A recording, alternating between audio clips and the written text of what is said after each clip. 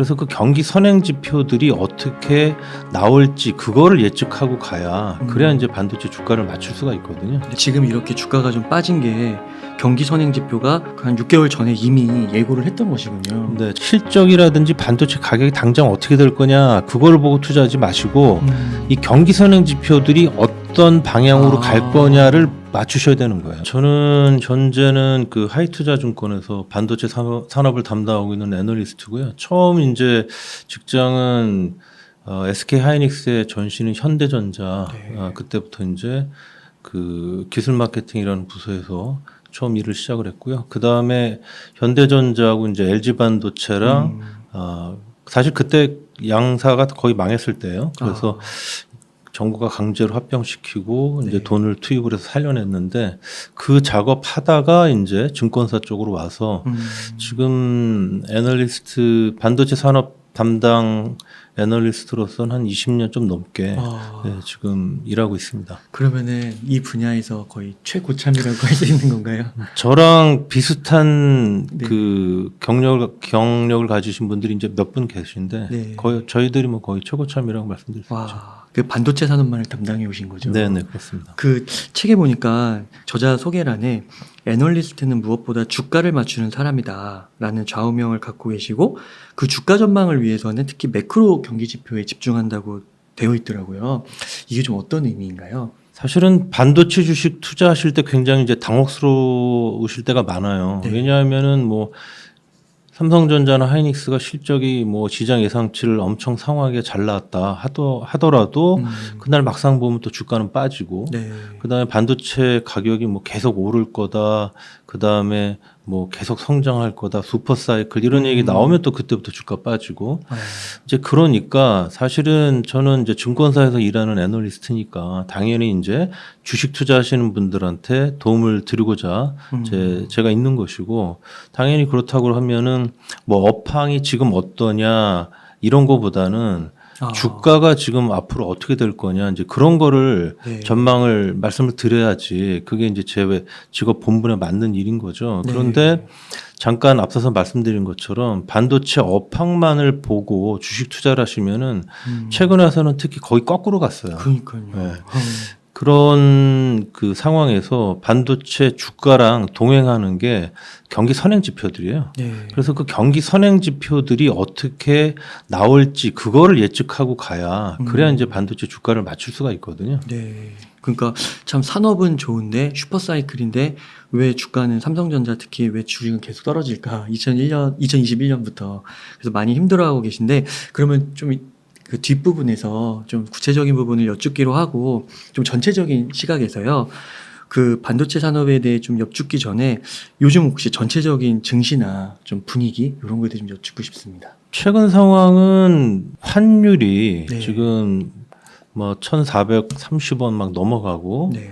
막 이렇게 지금 오늘 또 이제 아침에 그 중국에서 자기네들 위안화 절하하고 뭐 이런 것 때문에 지금 같이 우리나라 그 원달러 환율도 지금 올라가고 이제 그런 상황이 발생을 하고 있어서 지금은 어떻게 보면은 약간 네.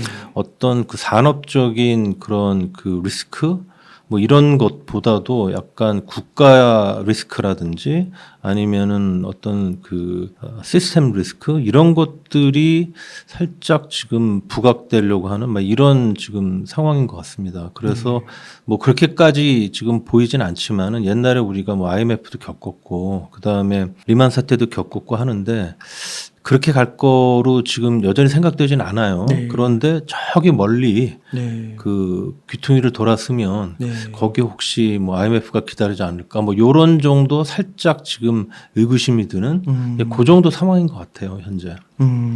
그러면은 대표적으로 우리나라의 좀 대표적인 기업 삼성전자랑 SK 하이닉스의 자체적인 문제보다는 경기라든지 전체적인 세계 매크로 이슈 이런 게 더 크다고 보시는 거예요?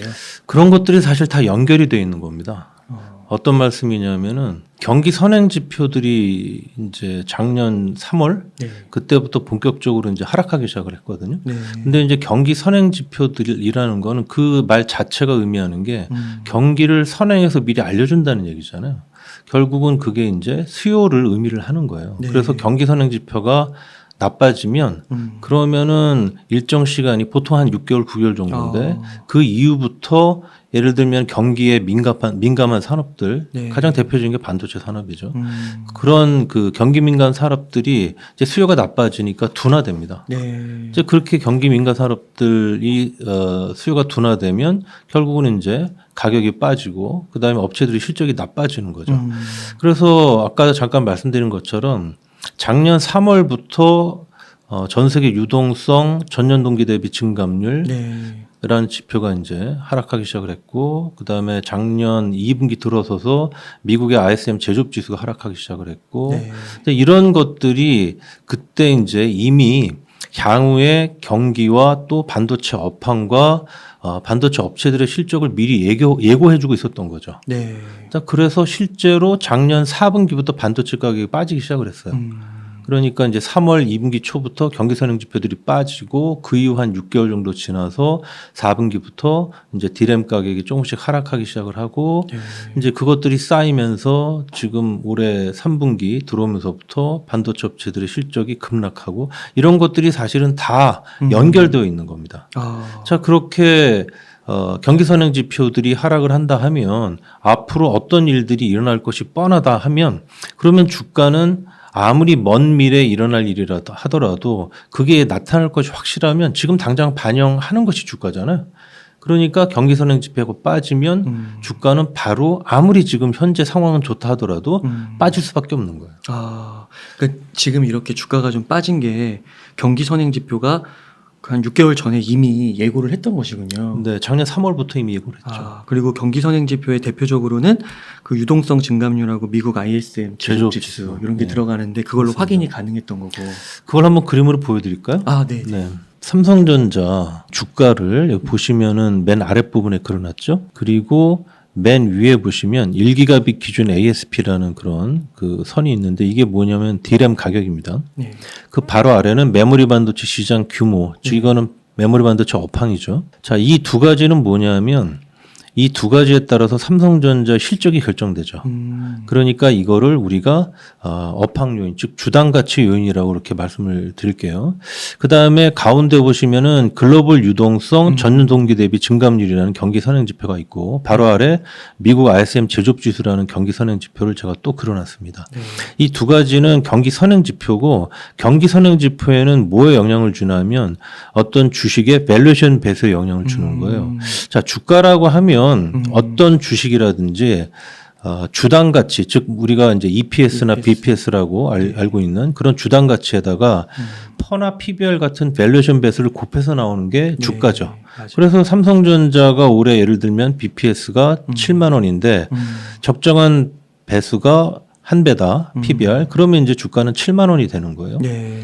자, 그런 상황에서 한번 그 2018년 이후부터 삼성전자 주가랑 이 위에 있는 주당 가치 요인들이 서로 어떻게 방향성이 일치하는지 아니면 서로 반대로 가는지 한번 보십시오. 2018년 이후로 네. 반대로 가고 있는데요. 여기서는 주가가 내리는데 여기는 반도체 가격이 올라가고 메모리 반도체 업황 올라가고 여기는 주가 오르는데 오히려 위에 있는 이런 주당 가치 요인들은 하락하고요. 여기 오를 때 내리고 여기 내릴 때 오르잖아요. 네. 그러니까 2018년 이후로는 거꾸로 가고 있는 거예요. 그러니까 다음 분기에 예를 들면 삼성전자가 실적이 좋게 나올 거라더라 또는 반도체 가격이 계속 오를 거라더라 이제 그거를 보시고 투자를 하셨으면 그러면 거꾸로 간 거죠. 자, 근데 반대로 여기 이제 밸류에이션 배수 요인들 경기 선행 지표들 보시면 이 경기 선행 지표들은 2018년 이후나 이전이나 주가랑 방향성이 어떤지 한번 보십시오. 똑같죠? 네. 오를 때 오르고 내릴 때 내리고 네. 오를 때 오르고 오를 때 또 오르고 내릴 때 내리잖아요. 네. 그러니까 삼성전자 주가를 맞추려고 하면은 실적이라든지 반도체 가격이 당장 어떻게 될 거냐 그걸 보고 투자하지 마시고 이 경기 선행 지표들이 어떤 방향으로 갈 거냐를 맞추셔야 되는 거예요. 유동성하고 제조업 지수를 봤으면 되는 거군요. 네, 그렇죠. 네. 자, 그런데 왜 그러면 이렇게 이런 경기 선행 지표들이랑 반도체 주가가 동행을 할까? 그걸 한번 이유를 제가 설명을 드리면은 네.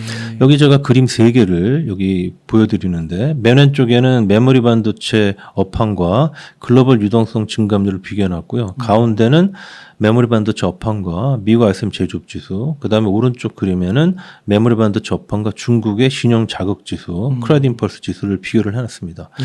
여기 보시면 한눈에 보셔도 이 경기 선행 지표들과 메모리 반도체 업황이 굉장히 똑같이 가는 걸 보실 수 있죠. 변곡점도 거의 뭐 일치하고. 네. 자, 근데 여기서 주의하실 점은 제가 메모리 반도체 업황을 왼쪽으로 6개월을 당겨 놓은 겁니다. 이제 그 얘기는 즉슨 이런 경기 선행 지표들이 6개월 또는 9개월 정도 반도체 업황을 미리 알려주고 있다는 얘기예요. 그렇구나. 왜냐하면은 아까도 말씀드렸지만 수요를 미리 얘기해 주니까.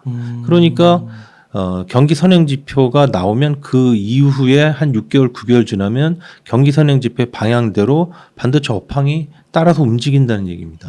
자, 그러니까 당연히 주가는 앞으로 경기 선행 지표가 이렇게 나왔을 때 나중에 업황과 업체 실적이 이렇게 변할 게 뻔하기 때문에 바로바로 주가가 그걸 반영할 수밖에 없다는 거예요. 네.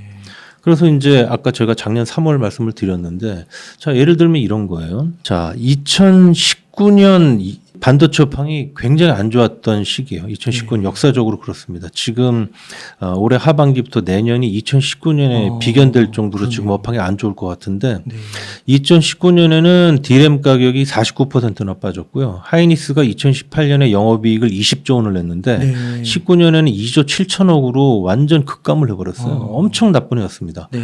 자, 그런데 제가 여기 왼쪽 그림 26을 보여드리고 있는데 여기서 보시면은 2019년 업황과 실적이 엄청 안 좋았음에도 불구하고 보시는 것처럼 삼성전자와 하이닉스의 밸류에이션 배스는 올라가는 그런 모습을 보였잖아요. 2019년 이후로. 네, 2019년 초부터 주가가 올랐거든요. 그렇게 안 좋은데도. 네.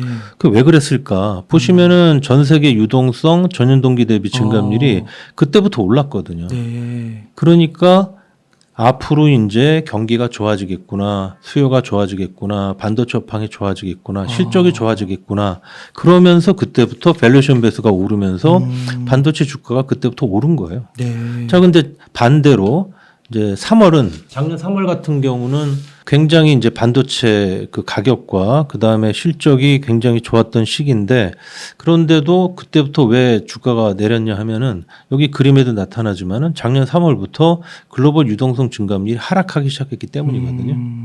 그러니까 이런 관계가 있는 겁니다. 그래서 제가 경기 선행 지표를 예측을 해야 네. 그래야 반도체 주가를 맞출 수 있다라는 말씀을 제가 드리는 겁니다. 아, 그렇군요. 그럼 이게 경기 선행 지표 중에서 유동성 증감률하고 미국 ISM 제조업 지수 이것만 좀 미리 파악했어도 왜 이렇게 삼성전자가 그 역대 뭐 영업이익이 최고라고 하는데도 왜 이렇게 주가는 빠질까 이런 것들을 이해할 수가 있었던 거군요. 그렇죠. 괜히 욕하고 막 이러는 게 아니라 네. 그러면은 그 중요한 거는 현재 시점일 것 같은데요. 네.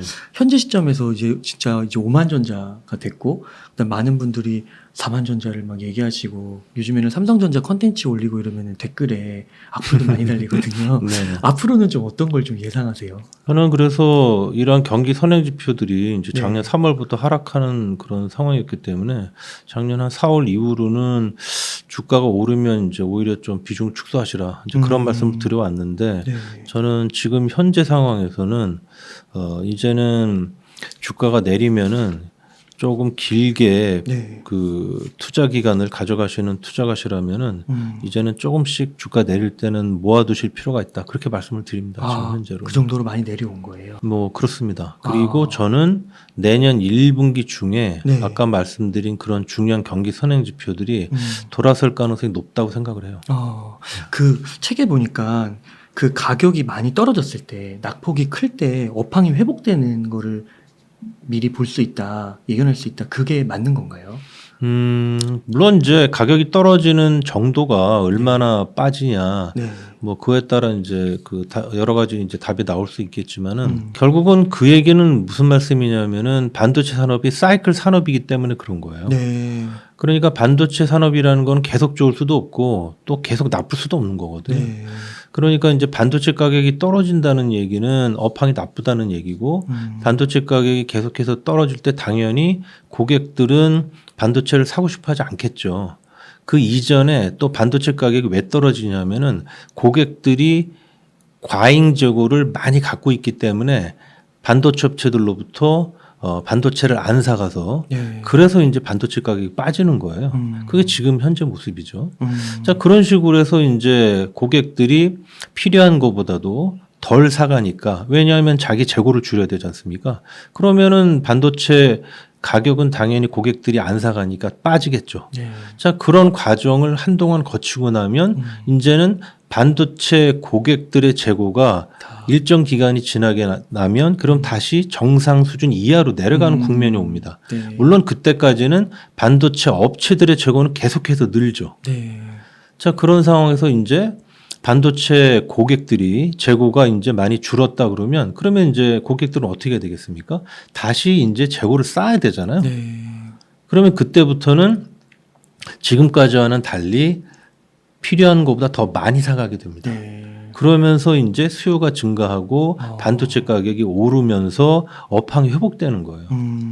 그러니까 아까 말씀하신 가격이 많이 빠지면 빠질수록 결국은 이제 호황이 멀지 않았다라는 네. 말이 바로 그러한 그 반도체 산업의 그 특성, 사이클 산업이라는 이제 그걸 의미하는 거죠. 아, 그렇구나. 그러면은 이게 사이클 산업인데 삼성전자 주가는 결국 역사적으로 봤을 때는 우상향을 했다고 하잖아요.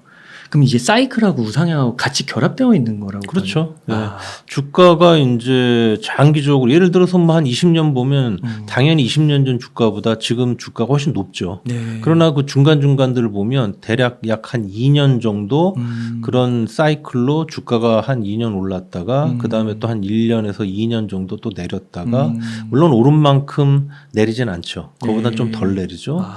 그러다가 이제 또 주가가 또 한 2년 오르고 그다음에 또 주가가 한 40% 50% 정도 또 한 1년 2년간에 걸쳐 빠지고 이런 식으로 이제 가니까 장기적으로 보면은 사이클은 있지만 주가는 20년 전보다는 당연히 높은 상태에 가 있는 거죠.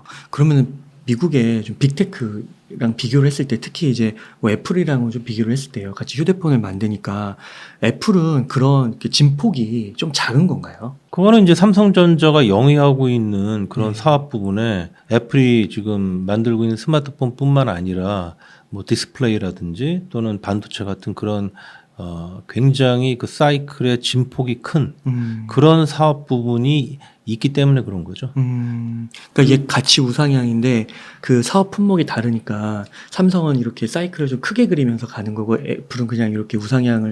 물론 애플도 이제 사이클이 있긴 한데 네. 그런데 이제 애플의 그 올랐다 내렸다 하는 그런 그 특히 내릴 때 진폭이 조금 이제 덜한 것이고 그거는 그 삼성전자가 메모리 반도체, 그다음에 디스플레이 같은 그런 굉장히 사이클의 진폭이 큰 사업 부분을 갖고 있는 그런 이유도 있고 또 하나는 스마트폰 부분에서의 그 경쟁력이 있어서 이제 애플이 삼성전자보다 훨씬 압도적인 경쟁을 갖고 있다 보니까 그러니까 또 이제 애플한테서 높은 밸류에이션 배수가 지속적으로 적용이 되는 면도 있는 거죠. 자, 여기서 제가 그 조금 더 이제 반도체 부분뿐만 아니라 그 모든 주식에 적용될 수 있는 그런 얘기를 좀 드리면 아까도 제가 주가에는 모든 주식에는 네. 결국은 주가에는 그 주당 가치와 밸류에이션 배수의 네. 곱으로 결정된다고 말씀을 드렸는데 네. 자 근데 이제 그 밸류에이션 배수가 사실은 그 주당 가치 변동폭보다 훨씬 크거든요. 주로 반도체 같은 경우는 EPS 주당 순이익 그 가지고 우리가 주가 전망을 하질 않아요. 퍼로 안 본다는 얘기입니다.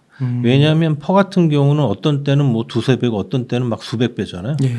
그러니까 어떤 일정한 구간을 그리고 있질 않아요. 네. 진폭이 너무 크고 그다음에 EPS라는 거는 만약에 적자를 내면 EPS가 그 마이너스로 나오잖아요. 네. 주가는 마이너스 수는 없잖아요. 네. 그러니까 그렇게 굉장히 그 업황의 진폭이 크고 실적의 진폭이 큰 그런 그 주식에 대해서 평가를 할 때는 전망을 할 때는 펄을 사용하지 않습니다.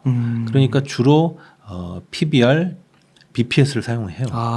자, 그런데 BPS라는 건요. 네. 실적이 적자만 안 나면 계속 늘어나게 되어 있습니다. 그러니까 올해 실적이 뭐 1조고 내년 실적이 1,000억이라 하더라도 올해 BPS보다 내년 BPS가 높아요. 천억이 약간이지만. 쌓이는 거죠. 그렇죠. 예. 네, 그렇습니다. 물론 뭐 2조 원의 영업이익으로 내년에 늘어버리면 BPS가 더 훨씬 많이 올라가긴 하죠. 자, 그런데 이 밸류에이션 배수라는 거는 예를 들면은 뭐 반도체 삼성전자 하이닉스 밸류에이션 배수는 보통 바닥이 뭐 0.9배, 1배에서 위로는 2배에서 2.2배 사이가 보통의 그 역사적인 그 구간이에요. 자, 그런데 지금 현재 삼성전자 하이닉스의 밸류에이션 배수가 지금 제가 볼 때는 하이닉스 같은 경우는 0.9배를 이미 뚫어서 내려와 있고 0.8배 뭐 이래요. 네. 자, 삼성전자는 지금 1.1배 정도인데 근데 이제 이게 나중에 밸류에이션 배수가 올라서 2배 또는 2.2배 이 정도 수준 가면 그것만 가지고 주가는 2배. 100%를 훨씬 넘게 오르게 되는 거잖아요. 네. 그러니까 밸류에이션 배수가 미치는 영향이 압도적으로 큰데 주가에. 근데 이제 밸류에이션 배수는 뭐에 영향을 받는 거냐? 세 가지 영향을 받습니다. 네. 첫 번째는 제가 아까 말씀드린 경기에 영향을 받아요. 경기 전망에. 두 번째는 그 회사가 지금 그 속해 있는 그 산업군의 성장성에 영향을 받습니다. 미래 성장성. 그리고 세 번째는 그 회사의 경쟁력에 영향을 받아요. 네. 자, 그래서 삼성전자 여기를 한번 얘기를 들어볼게요. 자, 그러면 지금은 아까도 말씀드렸지만 경기 선행 지표들이 빠지고 그다음에 앞으로 경기가 나빠질 것 같으니까 이미 뭐 나빠지고 있죠. 그러니까 지금 굉장히 낮은 밸류에이션 배수가 적용되고 있는 거예요. 네. 자, 두 번째로 산업군으로 보면 아까 이거는 제가 애플하고 비교할 때 잠깐 말씀드렸지만 조금 더 크게 그 차이를 설명을 드리면은 예를 들면은 TSMC 네. 하고 삼성전자가 간에는 거의 2배의 밸류에이션 배수 차이가 있어요. 아, 그래요. 그거는 TSMC는 파운드리라는 상대적으로 크게 업황의 변동도 없고 꾸준하게 성장하는 산업군에 있기 때문에 메모리 반도체, 디스플레이 같은 이렇게 굉장히 크게 사이클을 보이는 그런 산업군에 속해 있는 삼성전자보다도 기본적으로 높은 네. 배수를 받는 거예요. 아. 세 번째로는 역시 TSMC랑 비교해 보면 같은 파운드리 부분을 TSMC랑 삼성전자가 지금 속해서 서로 경쟁하고 있지만 현재 경쟁력이 네. TSMC가 삼성전자보다 압도적으로 강하기 때문에 또 높은 배수를 받는 거예요. 네. 그러니까 이러한 그 세 가지 요인에 따라서 밸류에이션 배수가 바뀌는데 그런데 그 중에서 반도체 주가에 가장 큰 영향을 미치는 요인은 뭐냐면 경기입니다. 그래서 지금은 경기 선행 지표가 무너지고 경기가 지금 무너지고 있고 하다 보니까 네. 굉장히 낮은 배수가 적용이 되면서 삼성전자 주가가 작년 3월 이후로 그렇게 실적이 당장 좋지만 계속해서 지금 주가 하락하고 있는 거예요. 아, 아까 그 위원님께서 내년 3월이면 좀 괜찮다고 하셨잖아요.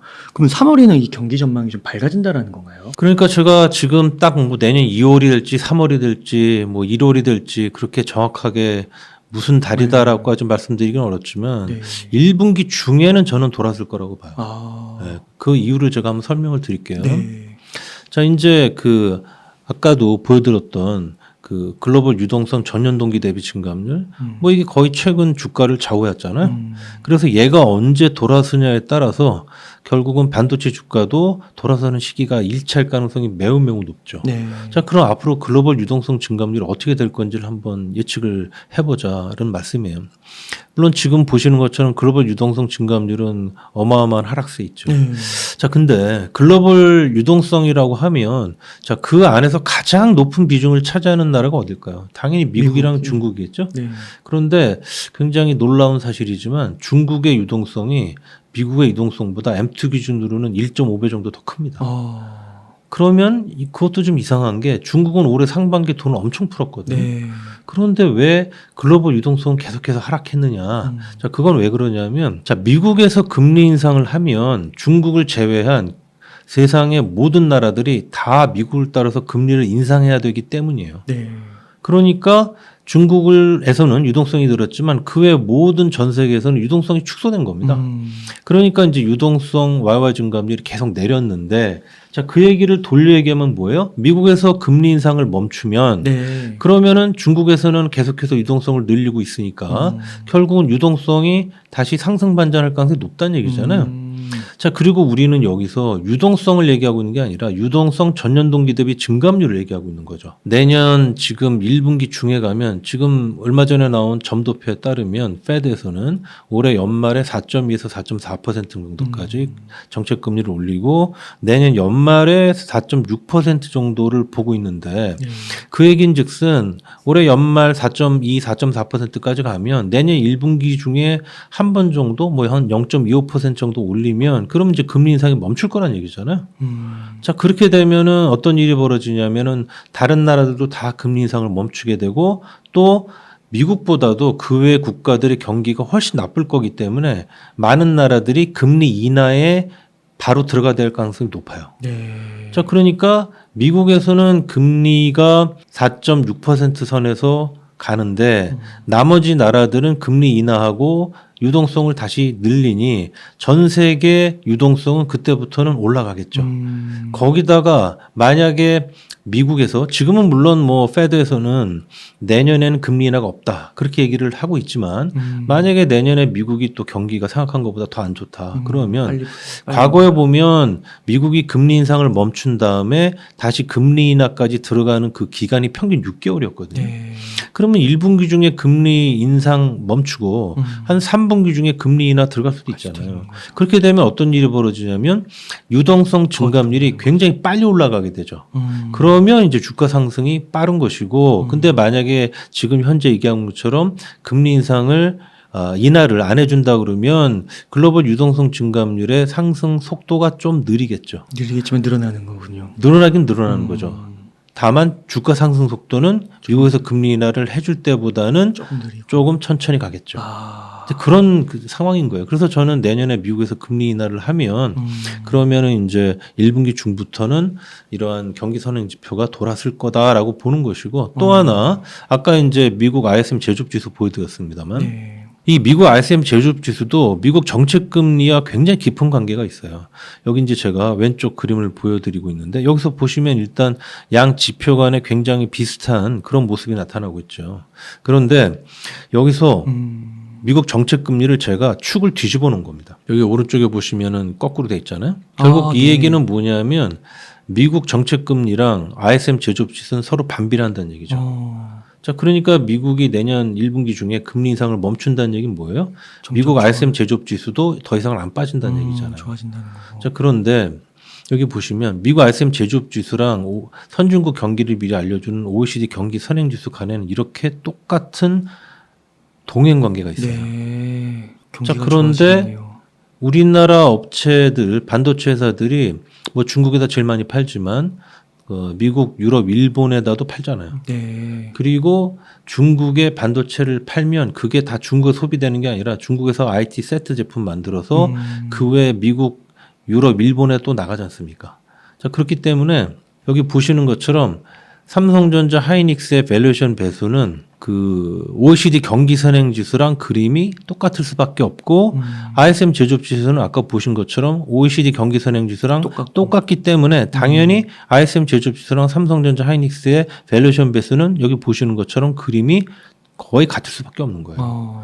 야. 자, 그러니까 이제 미국에서 정책 금리를 인상을 멈추면 ISM 제조업 지수는 더 이상 하락하지 않을 것이고 그 외 다른 나라들 OECD 국가들이 금리를 인하하면 OECD 경기 선행 지수는 올라갈 것이고 그러면 미국 ISM 제조업 지수, 우리나라 반도체 업체들의 밸류에이션 베이스도 같이 올라가겠죠.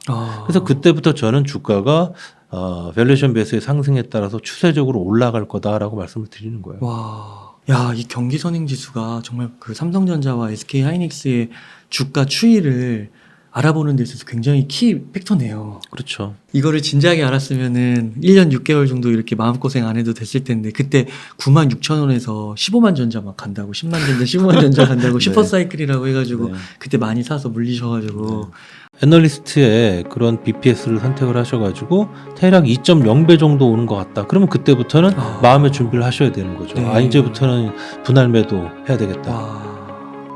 같은 경우는 9.11 테러 때나 리만 사태 때보다도 중국에서 신용 위기를 겪었을 때 가장 낮은 배수를 기록했어요. 네. 그러니까 46,400원까지는 안 갈 수도 있는 거고. 안 갈 수도 있습니다. 그러니까 지금부터 조금씩 분할 매수로 대응하는 것이 적절하다 이렇게 보고 그렇죠. 써주신 네. 거네요. 그러면은 내년 만약에 3월부터 조금 주가에 좀 의미 있는 반등이 시작된다고 하면은요.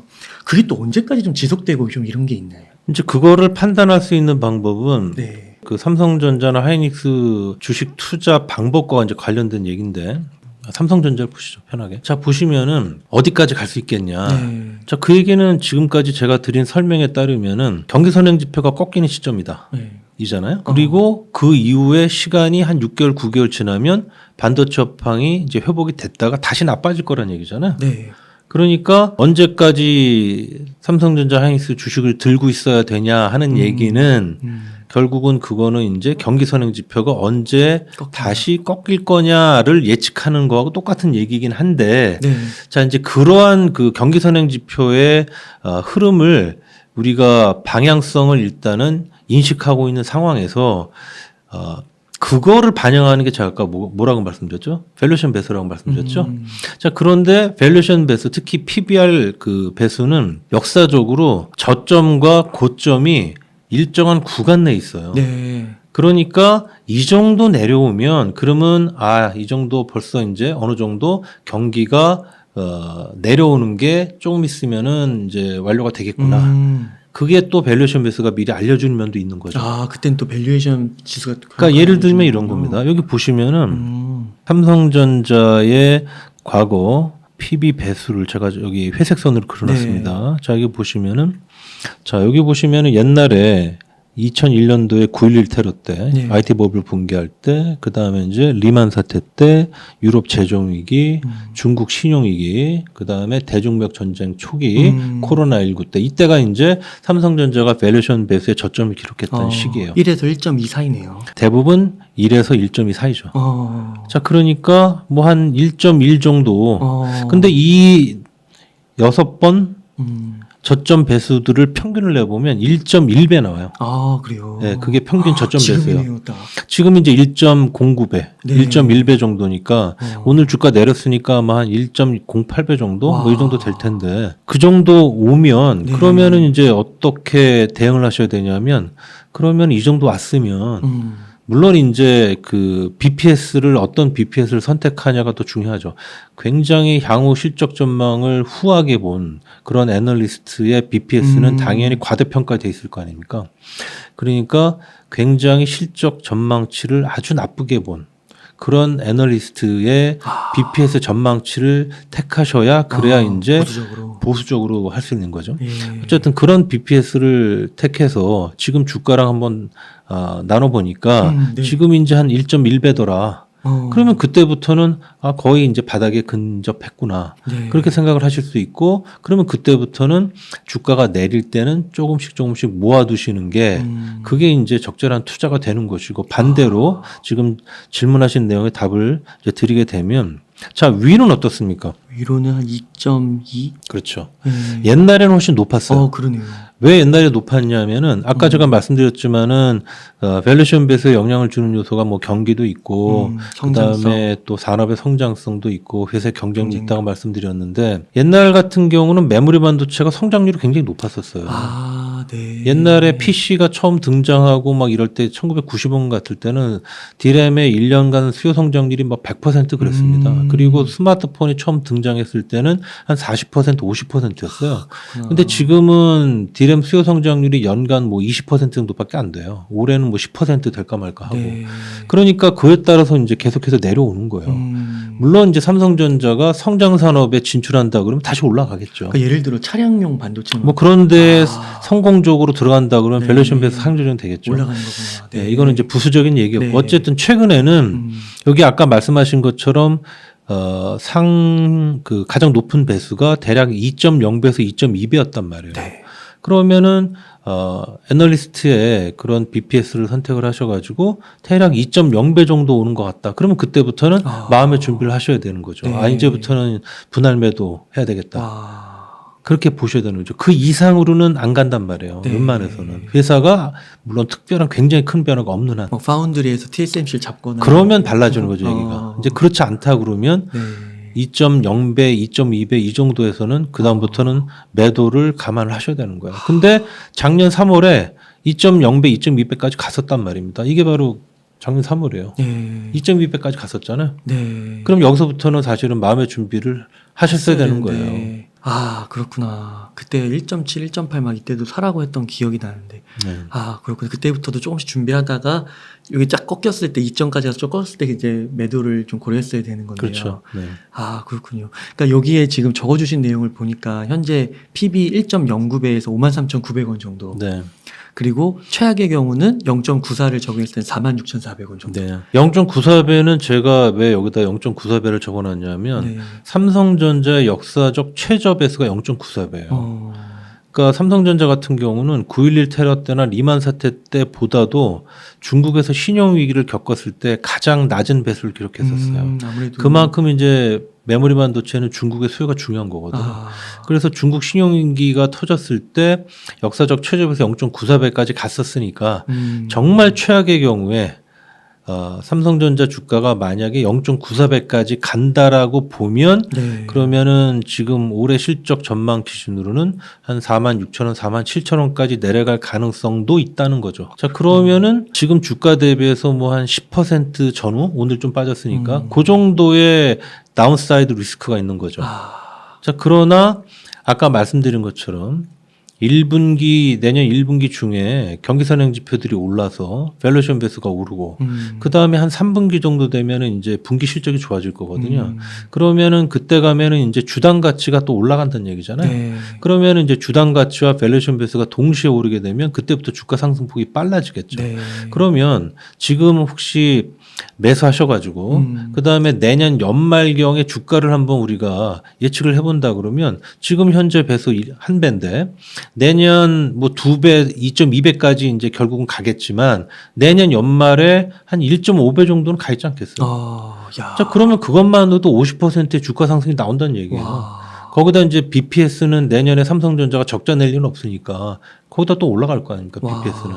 그러면 거기에 또 BPS 상승분까지 겹쳐지니까 내년 연말 주가가 지금 현재 주가랑 비교해보면 제가 볼 때는 아무리 적어도 50%보다는 훨씬 와. 높게 올라가 있을 거란 얘기고 야.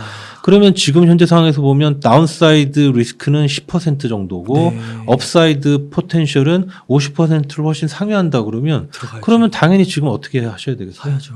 당연히 주가 빠질 때는 와. 한 번에 많이 사실 필요는 없지만 조금씩 이렇게 모아두시는 게 당연히 좋은 투자죠. 예, 그러니까 46,400원까지는 안 갈 수도 있는 거고. 안 갈 수도 있습니다. 그러니까 네. 지금부터 조금씩 분할 매수로 대응하는 것이 적절하다 이렇게 보고 그렇죠. 써주신 예. 거네요. 아, 네, 그렇군요. 와, 이게 제가 이런 내용을 처음 듣는 것 같아요. 네. 예. 네. 이게 다른 애널리스트 분들도 이렇게 좀 어느 정도 이렇게 이런 게 이렇게 어떻게 알고 계시는 건가요? 이게 글쎄요, 그거는 네, 뭐 좀 뭐 애널리스트 별로 네. 사람마다 이제 좀 중점을 기울이는 부분이 좀 다르는데 네. 저는 좀 이렇게 그 경기 선행 지표 뭐 이런 쪽으로 또 밸류에이션 이런 쪽으로 조금 더 좀 많이 주안점을 두는 편이에요. 아, 지금 위원님 말씀을 딱 들으니까 이게 심정적으로 되게 위로가 되는 게 삼성전자 들고 계신 분들이 거의 다 지금 다 마이너스 수익률일 텐데 이게 알고 견디는 것과 모르고 견디는 거는 아, 이거 뭔가 이렇게 터지면 지금이라도 빠져나가야 되는 거 아닌가 계속 갈등하면서 심적인 에너지를 많이 쓸 것 같거든요. 그렇죠. 네. 와, 근데 이렇게 명징하게 설명을 해주시니까요. 와, 확실히 마음에 엄청난 위로가 되고 버티는 힘이 저절로 생기는 것 같습니다. 네. 되길 바랍니다. 저도. 아, 네. 그러면은 혹시 지금 이렇게 말씀해 주신 것처럼 PBR 뭐 밴드를 1에서 2 정도 이렇게 좀 얘기를 해 주셨는데요. 그래도 그러면은 이거를 또 너무 맹신하면 위험하지 않을까요? 그런 부분은 혹시 없을까요? 결국은 이제 예. 그 밸류에이션 배수의 그 밴드가 깨지는 경우는 음. 상향 돌파하는 경우는 삼성전자 예를 들면 다른 그 성장성이 높은 사업 부분에 들어가서 경쟁력이 강화된다든지 네. 아까 말씀하신 것처럼 뭐 파운드리 부분에서 TSMC를 뭐 잡는다든지 뭐 그런 식으로 가서 삼성전자 경쟁이 높아지면 네. 그러면은 2.2배가 꼭지가 아니고 이게 뭐 2.5배 간다든지 이런 식으로 상향 되는 조정이 거고. 될 수가 있는 거고 반대의 경우는 삼성전자가 경쟁력이 악화되면 그러면은 1.1배가 바닥이 아니라 뭐 0.9배 뭐 네. 이런 식으로 바닥이 내려갈 수도 있는 거죠. 뭐 공장이 뭐 폐쇄된다거나 불난다거나. 그 정도 갖고는 안 변합니다. 아, 그래요. 예, 그거는 장기적인 요소가 아니고 아주 단기적인 요소이기 때문에 네. 예, 그거는 그 영향을 그렇게 미치진 않아요. 예를 들어서 공장에서 불나잖아요. 네. 그럼 주가 오릅니다. 삼성전자 주가도 오릅니다. 옛날에 하이닉스 그 중국 라인에서 불났던 거 혹시 기억나세요? 아니요, 저는. 옛날에 그 하이닉스 우시 라인에서 불이 났었습니다. 네. 굉장히 큰 불이 났었어요. 네. 그런데 주가는 그날 당일만 하이닉스 주가, 물론 다른 회사들 주가는 다 올랐죠. 네. 근데 그날 당일만 하이닉스 주가 빠졌고 그 다음 날부터 하이닉스 주가도 같이 올랐어요. 왜냐하면은 그렇게 하이닉스 중국 라인에서 불이 났다는 얘기는 그 공장에서 반도체가 앞으로 안 나올 거란 얘기고 한동안은 그러면 이제 업황이 좋아질 거란 얘기잖아요. 그러면 업황이 좋아지면 반도체 가격이 엄청 오를 거 아니에요. 그게 더 영향이 크다는 거예요. 와, 그렇구나. 지금 세계 최초로 적용한 게이트 올로라운드라는 기술과 그게 바로 GAA입니다. 가 3나노에서도 고사한다는 이 핀팻이라는 이 기술 사이에는 서로의 장단점이 굉장히 명확히 달라요. 그런데 그래도, 냉정하게 말씀드려서 그렇게 될 가능성보다 현재로서는 안 될 네. 가능성이 높긴 해요. 그러면은 그 PBR 밴드를 이제 만약에 이를 뚫고 나가는 게 예를 들면 그 TSMC와의 경쟁에 있어서 이제 뭐 경쟁력을 확보하는 거 이런 측면을 말씀해 주셨잖아요. 그래서 책에도 말씀을 해주시긴 했는데 TSMC와의 격차를 줄일 수 있는 가능성이 있는 건가요? 뭐 가능성이 없는 건 없죠. 다 가능성은 있지만 사실 근데 이제 현재 상황으로 봤을 때 그게 쉬운 일이냐 아니면 어려운 일이냐 이제 그게 문제고 당분간은 어려워요. 네. 쉬운 일은 아니에요. 왜냐하면 일단 기본적으로 지금 뭐 업력의 차이도 있고 그다음에 TSMC하고 삼성전자 현재 캐파 파운드리 부분 그 생산 설비 규모를 보면 네. 지금 TSMC 대비해서 삼성전자 한 3분의 1 정도 돼요. 네. 그런데 7나노 공정 이하의 최신 미세 공정에서의 시장 점유율은 TSMC가 90%를 넘어갑니다. 와, 삼성전자가 10%가 안 돼요. 네. 그 얘기는 가장 기술력이 많이 필요한 최신 미세 공정에서 오히려 격차가 지금 더 많이 벌어져 있다는 얘기고 그 다음에 향후에 캐펙스 설비 투자 규모를 봐도 올해 보면 한 3배 정도 TSMC가 커요. 와. 그러니까 그게 당장 그런 생산 설비 규모에서 격차를 줄이기가 쉽지가 않다는 것이고 그래서 이제 올해 또 보면은 삼성전자가 5나노 수율이 안 좋다, 4나노 수율이 안 좋다, 또 삼성전자가 만든 엑시노스 칩에서 뭐 GOSM 문제, 발열 문제 하면서 굉장히 많은 얘기가 있었잖아요. 퀄컴이 막 가고. 그렇죠. TSMC 가. 퀄컴이 또 이제 그동안에는 삼성전자한테 맡겼던 하이엔드 칩을 TSMC한테 또 맡기고 이제 그런 상황이 그래서 발생을 했죠. 그래서 지금 현재 상황으로 봤을 때는 냉정히 말씀드리면 쉽지 않은데 그래서 이제 삼성전자가 그거에 대한 나름의 지금 그 타겟책으로 들고 나온 것이 차세대 그 공정인 3나노에서 게이트 올어라운드라는 네. 이제 그런 기술 세계 최초로 도입한 것이 이제 큰 그 전략적인 선택인 건데 TSMC는 또 3나노에서는 게이트 올어라운드를 안 쓴다고 하고 있어요. 3나노까지는 그 기존의 핀팻을 쓰고 2나노부터 게이트 올어라운드를 쓴다는 건데 근데 이제 여기에 그 제가 모스펫 구조와 진화 이렇게 지금 그림을 이제 그려놨는데 이게 이제 반도체 셀 구조입니다. 여기 셀 구조 관련해서 뭐 기술적인 말씀은 제가 지금은 안 드릴게요. 다만 간단하게 말씀드리면 이 삼성전자가 지금 세계 최초로 적용한 게이트 올어라운드라는 그런 그 기술과 그 GAA 그거 말씀. 그게 바로 GAA입니다. 네. 그 다음에 TSMC가 3나노에서도 고사한다는 이 핀팻이라는 이 기술 사이에는 서로의 장단점이 굉장히 명확히 달라요. 네. 게이트 올어라운드라는 그 공정이 딱 봐도 복잡하게 생겼죠. 네. 그렇기 때문에 셀 사이즈가 큽니다. 그 얘긴즉슨 일정 단위 면적에다가 넣을 수 있는 트랜지스터의 양이 적다는 얘기예요. 상대적으로. 적다는 거구나. 그러니까 여기 한번 표를 보시면요. 지금 삼성전자 3나노 게이트 올어라운드는 네. 여기 보시면은 이 메탈 투 피치라는 거랑 트랙을 곱한 게 여기 셀 하이트예요. 네. 셀 하이트라는 게 뭐겠어요? 셀의 크기를 얘기하는 거겠죠? 이게 삼성전자 3나노는 3나노 1세대인데 지금 192나노미터고 인텔의 차세대 공정인 7나노 핀팻은 156나노미터고 TSMC 3나노는 120나노미터예요. 이 얘기는 뭐냐면 1제곱밀리미터라는 단위 면적 안에 넣을 수 있는 트랜지스터의 숫자가 삼성전자 3나노 게이트 올어라운드는 1억 8천만 개인데 인텔 7나노는 2억 1,200만 개고 TSMC 3나노는 3억 1,700만 개라는 얘기예요. 그 얘기는 뭐냐면은 삼성전자 3나노가 게이틀로라운드가 집적도가 TSMC 3나노에 비해서 떨어진다. 78% 정도 떨어진다는 어. 얘기예요. 이쪽이 78%가 높은 거죠. 네. 그 얘기 돌려 얘기하면 뭡니까? 트랜지스터당 원가가 이게 훨씬 싸다는 얘기죠. 아, 많이 넣을 수 있으니까. 그렇죠. 자, 그래서 원가라는 측면에서는 이 기존의 핀펫이 훨씬 좋은 거예요. 네. 이익률이 당연히 높겠죠, 이러면. 네. 그런데 반대로 게이틀로라운드가 좋은 점 뭐냐면 얘는 속도가 빠르고요. 그다음에 전력 소모량이 적어요. 아, 핀펫에 비해서. 네. 그러니까 한마디로 성능이 좋은 거예요. 그러니까 삼성전자는 이 3나노에서 게이틀로라운드를 채택한 그런 그 이유는 뭐냐면 TSMC 3나노 핀펫이 그러니까 TSMC가 제시하는 3나노 핀펫의 서비스 가격하고 큰 차이 없이 자기네들이 3나노 게이틀로라운드를 제시를 하면 그러면은 당연히 이익은 안 나겠죠. 아. 이익률은 아마 굉장히 낮을 것이고 TSMC가 이런 뭐 구조를 뻔히 아는데 삼성전자가 3나노 게이틀로라운드 이익이 날 만큼 그렇게 가격을 제시 안 하겠죠. 이익은 안 날 가능성이 높아요. 네. 자, 그렇다 하더라도 성능이 좋으니까 그렇죠. 가격만 비슷하면 퀄컴 같은 고객들이 삼성전자로 다시 올 가능성이 있잖아요. 와. 그걸 노리는 거예요. 약간 치킨 게임 하듯이 그렇게. 그렇죠. 예. 자, 이제 그러다 그렇게 해가지고 이제 뭐 고객 숫자가 계속 늘어나면 이제 삼성전자가 여기서 이제 시장 점유율을 늘리면서 갈 수 있죠. 네. 자, 그러면 TSMC는 왜 그러면은 3나노에서 게이틀로라운드를 선택하지 않냐 하면 이게 이제 어떻게 보면 일종의 기술력에 대한 자신감일 수가 있는 거예요.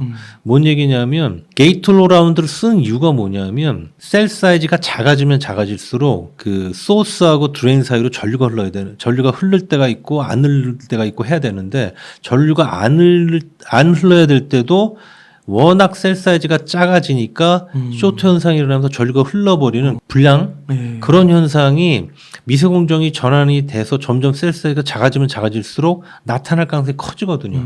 그러니까 기존의 핀펫 갖고는 그거를 제어할 수 없기 때문에 이 게이틀로라운드를 쓰는 겁니다. 결국은. 네. 그런데 TSMC는 3나노에서 우리는 할 수 있다. 할 수 있다. 핀펫 아. 갖고도 그냥. 네. 그리고 그걸 하면 이익률이 훨씬 높다. 그렇구나. 그런 거예요. 네. 근데 이제 TSMC도 2나노에서는 핀펫을 안 쓰죠. 게이틀로라운드로 가죠. 거기서는 어쩔 수 없으니까. 그러면은 이게 삼성전자가 GAA 방식으로는 더 먼저 한 거고 3나노는 제가 잘 모르겠는데 2나노까지 만약 가게 되면 그래도 1나노의 그 역량이 축적되는 거 아닌가요? 그러니까요. 그래서 네. 제일 좋은 시나리오는 뭐냐면 네. 어차피 이제 TSMC도 2나노부터는 게이틀로라운드로 가야 되는데 3나노에서는 지금 현재 뭐 삼성전자나 TSMC나 다 3나노 수율은 아직은 안 좋다. 안 이렇게 좋구나. 되고 있는데 네. 삼성전자가 혹시 2나노 가서 3나노에서 게이틀로라운드를 이미 해봤으니까 2나노에서 혹시 의외로 수율이 또 좋게 나올 수도 있잖아요. 네, 그렇죠. 반면에 TSMC는 기존에 워낙 뭐 압도적인 수율을 기록해 왔으나 2나노에서 처음 게이틀로라운드를 채택을 하니까 혹시 거기서 또 수율이 안 좋을 수도 있잖아요.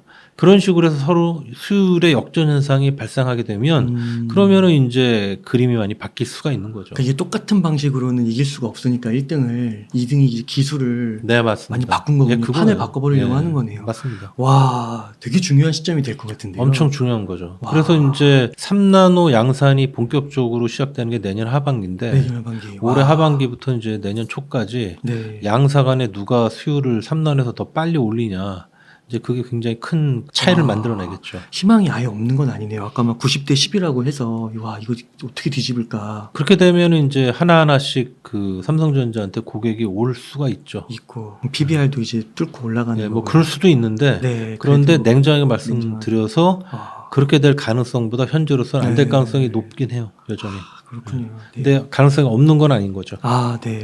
삼성전자 또 우리나라 기업으로서 좀 응원을 하게 되는 게 없을 수가 없는 것 같습니다. 또 이슈 중에 하나가 최근에 그 ARM 인수 가능성이 미디어에 좀 떠들썩해서 이게 되면은 이제 뭐 앞으로 또 주식이 많이 주가가 올라갈 거다 이런 얘기를 하는데 이 빅딜이 성사할 가능성이 높은 건가요? 삼성전자가 단독을 한다 그러면 안 될 가능성이 매우 높죠. 그러니까 얼마 전에 이제 암이 그 삼성전자 사실은 이전에 하이닉스가 고려하고 있다고도 했었고 네. 그 이전에는 퀄컴이었던가요? 네. 또 그 해외 미국 회사일 건데 굉장히 그 거의 성사 직전까지 갔다가 일부 국가의 반대로 다시 없던 일이 되는 엔비디아. 엔비디아, 엔비디아가. 엔비디아입니다. 그래서 그런 일이 있었잖아요. 음.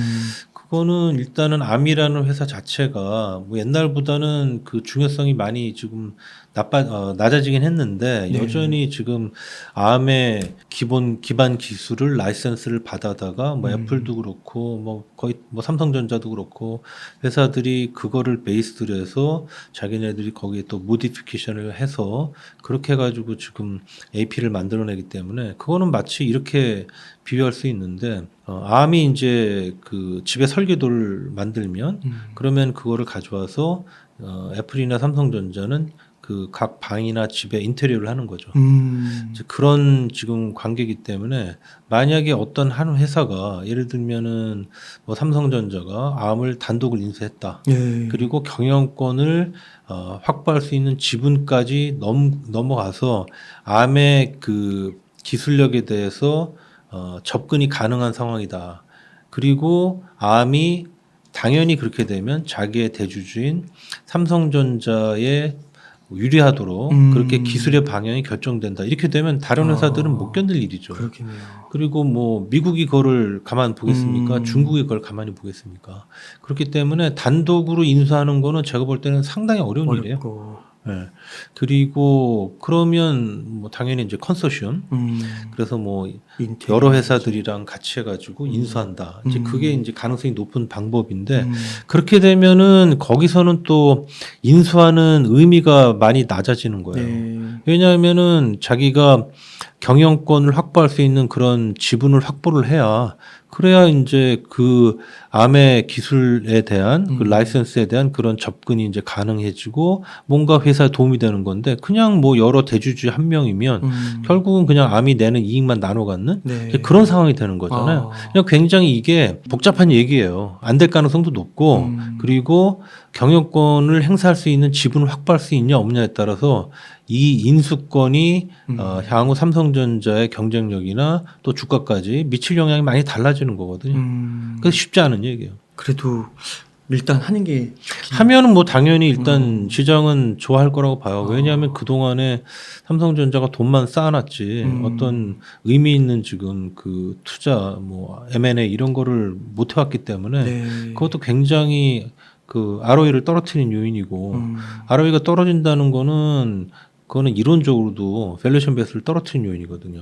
당연히 주가에는 긍정적 영향을 줄 겁니다. 아, 네. 그러나 실질적으로 얼마나 큰 영향을 줄 거냐는 아까 말씀드린 그러한 그 경영권에 접근할 수 있는 그런 단독으로 큰 지분을 가져갈 수 있냐 없냐가 가장 중요한 겁니다. 아, 그게 또 포인트겠네요. 네. 오늘 이렇게 삼성전자를 좀 중심으로 얘기해 주셨는데 SK 하이닉스도 이게 비슷한 근데 똑같습니다. 비슷한 네, 관점으로. 똑같습니다. 그러니까 약간 메모리 쪽이 집중돼 있으니까.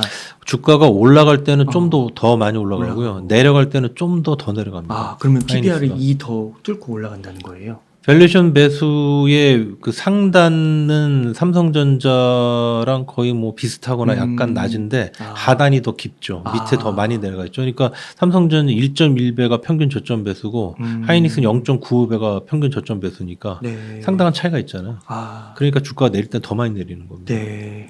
아, 그러면요, 위원님, 만약에요, 현재 그 이제 아까 분할로 매수하는 게 괜찮다고 보셨잖아요. 그래서 진짜 이걸 영상을 좀 시청하시는 분들이 정말 이제 위원님 책도 읽고 그래서 한 3천만 원 정도 여유가 이렇게 있으신 거예요. 그래서 이분들이 이걸 갖고 반도체 기업에만 투자한다고 했을 때 좀 어떤 식으로 포트폴리오를 꾸리면 좋을까요? 국내에 대한 투자만 하신다 그러면 네. 그러면은 지금은 사실 삼성전자하고 하이닉스를 구분할 이유가 딱히 없어요. 예, 어차피 두 회사의 상승 시기와 상승 정도가 크게 차이가 안 나요. 네. 근데 이제 올라가는 게 확실하다 그러면 하이닉스가 올라갈 땐 좀 더 많이 빠르게도 올라가기 때문에 네. 하이닉스를 조금 더 사시는 게 상대적으로 이익률은 좀 더 나을 수 있죠. 장비주나 소재주에 대한 투자는 지금은 고려하실 필요가 없어요. 예, 그거는 어차피 반도체 주식이랑 똑같이 갈 수밖에 없거든요. 이유를 설명을 드리면 네. 반도체 장비 업체들이나 소재 업체들의 그 실적이라는 거, 매출이라는 거는 결국은 뭐랑 똑같은 거냐면 반도체 회사들의 설비 투자 금액, 캐펙스랑 똑같은 거거든요. 자, 그러면 향후에 지금 반도체 주가가 빠진다는 얘기는 뭐예요? 반도체 주가가 빠진다는 얘기는 경기 선행 지표가 좀 빠진다는 얘기고 향후에 업황이 나빠질 거고 반도체 업체들이 실적이 나빠질 거란 얘기죠. 장비 소재도 나빠지겠네요. 그러면 반도체 업체들이 실적이 나빠지면 캐펙스를 줄 수밖에 없죠. 그러면은 향후에 장비 소재들 업체들도 같이 실적이 나빠질 거란 얘기잖아요.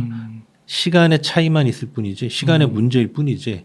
그러니까 어차피 삼성전자 하이닉스가 오르게 되면 소재줄, 장비줄도 같이 오르게 돼 있어요. 네. 그러니까 지금은 굳이 장비 소재주까지 신경 쓰지 않으셔도 되고, 다만 이제 나중에 오를 때 상대적으로 더 많이 오를 회사들이 있을 거 아니에요. 뭐 어떤 특별한 그런 이슈가 있는 회사들, 신장비를 개발했다든지 아니면은 국산화에 성공을 했다든지 또는 삼성전자 하이닉스 외에 그 해외 반도체 고객을 확보를 한다든지 뭐 이런 회사들을 이제 골라 놓으시는 거죠. 그리고 이제 그런 회사들에 대한 투자도 삼성전자 하이닉스가 올라가는 모습이 확인이 되면 그런 쪽으로도 투자를 더 늘리시면 더 높은 수익률을 얻으실 수 있겠죠. 아, 네, 위원님 감사합니다. 그 위원님 지금까지 그 인터뷰 전반적인 내용에 대한 좀 질문을 드리긴 했는데요. 혹시 그 추가로 좀 강조해 주실 것이나 하고 싶으신 말씀 있으실까요? 반도체 산업은 사이클 산업이고요. 음, 그러니까 이제 그거를 미리 선반영하지만 당연히 주가도 사이클이 있을 수밖에 없어요. 네, 그러니까 아까 뭐 20년간 얘기를 하셨지만은 그렇게 뭐 10년, 20년 장기 투자를 하실 거면 그러면 당연히 아무 때나 사셔도 돼요. 자, 그러나 그렇게까지 사실은 돈을 묶어 놓을 수 없고 또 사람의 심리라는 게 주가 빠지면 또 팔 수도 있잖아요. 그러니까 결국은 그냥 아무 때나 삼성전자 주식은 사놓으면 된다. 이제 그런 투자보다는 아까 네. 말씀드린 것처럼 사이클이 있을 수밖에 없기 때문에 그 사이클을 결정하는 그런 경기 선행 지표들 또 밸류에이션 배수 이런 거를 감안해서 투자를 하시는 게 그게 이제 훨씬 더 기업 비용도 줄이고 수익률도 극대화할 수 있는 그런 투자하고 한번 반도체 주식에 투자를 하시면은 적어도 1년, 2년 하셔야 됩니다. 네, 말씀드렸지만 사이클이 대략 올라갈 때 2년, 내려갈 때 1년에서 2년 이런 사이클이기 때문에 주가도 그런 사이클을 보여요. 그러니까 지금 사신 다음에 몇 개월 후에 파시면은 그러면은 그 주가 상승 사이클의 아주 일부만 그 혜택을 보실 수 있는 거예요. 만약에 2021년 초부터 한 2월부터 하락했다고 하면 지금 한 1년 8개월 정도가 지난 건데 21년 3월부터 지금 하락을 했으면 네. 지금 이제 1년 6개월. 그렇죠. 1년 한 6개월. 그러면 아까 말씀해 주신 것처럼 하락이 한 1년, 2년이라고 하셨으니까 네. 지금쯤이면 다시 상승으로 좀 갈 수 있는 거를 노려볼 수도 있겠네요. 그거는 뭐 항상 꼭 그러려는 법은 없으나 네. 역사적으로 이제 그랬단 얘기고 뭐 2년간 하락한다라고 보면 그러면 이제 내년 3월이죠. 한 가지 좀 또 여쭈고 싶은 게 그 삼성전자가 지금까지 잘해왔잖아요. 그래서 주가 상승률도 연봉리로 따졌을 때 뭐 막 15, 16 이 정도로 제가 알고 있는데 그 보실 때 앞으로도 이제 여러 가지 뭐 로봇도 진출한다고 하고 뭐 삼성카 뭐 차량용 반도체 등등으로 여러 군데 이렇게 진출하는 파운드리도 마찬가지고 잘 해낼 거라고. 그건 모르겠습니다. 네, 그거는 네. 저는 뭐 그냥 작년 하반기에 이제 파운드리 부분에 대한 기대감이 굉장히 높을 때도 저는 사실 냉정하게 말씀드렸거든요. 네. 어렵다. 되게 어려울 거다. 그렇게 말씀드렸었고 지금 현재 상황으로 보면 메모리 반도체 부분에서도 지금 삼성전자가 옛날만큼 경쟁이 강하지 않아요. 그래요? 네, 지금은 미국의 마이크론이라든지 또 하이닉스가 많이 쫓아왔어요. 그래요? 그래서 옛날만큼 압도적인 경쟁의 격차가 있지 않고 그 다음에 파운드리 부분에서는 말씀드렸던 것처럼 사실 쉬운 얘기는 아니고 그렇기 때문에 지금 해왔던 거 정도나 또는 그 이상으로 앞으로 잘할 거다라고 제가 지금 말씀드리는 거는 그거는 그냥 바람이지. 예, 그거는 제가 어떻게 딱 잘라서 그럴 거다라고 말씀드리기는 어려운 얘기예요. 제가 인터뷰를 한 200명 정도 한 것 같은데요. 그 중에서 삼성전자를 보통 물어보면 거의 열의 9분 다 최고의 기업으로 미래만 그렇게 말씀을 하셨어요. 뭐 지금까지는 그랬죠. 네. 근데 최근에 와서 약간 좀 네. 경쟁이 약화되는 그런 모습이 있어요. 네. 저는 오늘 그 정말 느끼는 게 많아서 시청자분들께서 오늘 위원님의 책을 꼭 한번 읽어보셔가지고 이 양쪽을 다 알아야 되잖아요. 팩트도 아셔야 되고 그래서 다시 한번 점검해보면 너무 좋을 것 같습니다. 위원님 그러면은 오늘 인터뷰 한 이 정도에서 마무리해도 괜찮으실까요? 네네. 네. 이렇게 해서 반도체 주가는 왜 실적과 반대로 갈까의 저자이신 하이투자증권의 송명석 수석연구위원님과 이야기를 나눠봤습니다. 긴 시간 동안 유익한 인사이트 많이 나눠주셔서 감사의 말씀드립니다. 오늘 고생 많으셨습니다. 네, 고맙습니다. 감사합니다.